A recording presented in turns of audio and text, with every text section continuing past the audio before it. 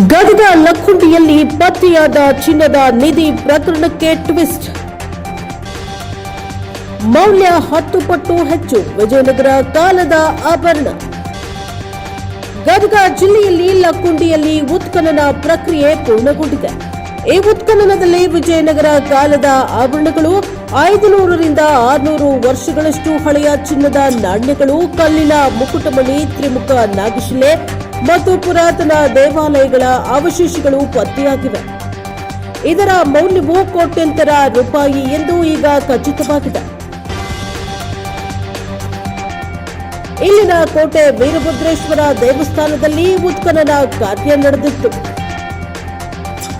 ಮನೆ ನಿರ್ಮಾಣಕ್ಕೆಂದು ಪಾಯ ಅಗೆಯುವ ಸಂದರ್ಭದಲ್ಲಿ ಪ್ರಜ್ವಲ್ ರಿತ್ತಿ ಅವರ ಕುಟುಂಬದವರಿಗೆ ಪುರಾತನ ಕಾಲದ 466 ಗ್ರಾಂ ಚಿನ್ನದ ಆಭರಣಗಳು ಸಿಕ್ಕಿದ್ದವು. ಪ್ರಜ್ವಲ್ ರಿತ್ತಿ ಅವರ ಕುಟುಂಬ ಈ ಚಿನ್ನವನ್ನ ಸರ್ಕಾರದ ವಶಕ್ಕೆ ಒಪ್ಪಿಸಿತ್ತು. ಇದಾದ ಮೇಲೆ ಈ ಭಾಗದಲ್ಲಿ ಉತ್ಖನನ ಕಾರ್ಯವನ್ನ ನಡೆಸಲಾಗಿದೆ. ಇದೀಗ ಗದಗ ಜಿಲ್ಲೆಯ ಲಕ್ಕುಂಡಿ ಗ್ರಾಮದಲ್ಲಿ ಪತ್ತೆಯಾದ ಚಿನ್ನದ ನಿಧಿಯು ಬರೋಬ್ಬರಿ 500 ರಿಂದ 600 ವರ್ಷದ ಹಳೆಯದ್ದಾಗಿದೆ. ಇದರ ಮೌಲ್ಯವು ಈಗ ಇರೋದಕ್ಕಿಂತ 10 ಪಟ್ಟು ಹೆಚ್ಚು ಎಂದು ನಿಧಿ ಪರಿಶೀಲನಾ ಸಮಿತಿ ಹೇಳಿದೆ. ನಿಧಿ ಪರಿಶೀಲನಾ ಸಮಿತಿಯ ಅಧ್ಯಕ್ಷ, ಇತಿಹಾಸ ತಜ್ಞರಾದ ಡಾಕ್ಟರ್ MS ಕೃಷ್ಣಮೂರ್ತಿ ಅವರು ಮಹತ್ವದ ಮಾಹಿತಿಯನ್ನ ಹಂಚಿಕೊಂಡಿದ್ದಾರೆ. ಲಕ್ಕುಂಡಿಯಲ್ಲಿ ಸಿಕ್ಕ ಚಿನ್ನವು ಸಾಮಾನ್ಯ ಚಿನ್ನವಲ್ಲ ಎಂದು ಹೇಳಲಾಗ್ತಾ ಇದೆ.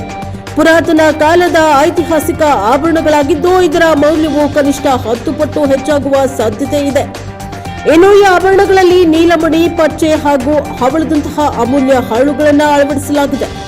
ಅವುಗಳ ಕಲಾತ್ಮಕತೆ ವಿಶೇಷವಾಗಿದ್ದು ಪತ್ತೆಯಾದ ಚಿನ್ನದ ತೂಕ ಸುಮಾರು 470 ಗ್ರಾಂ ಇದೆ.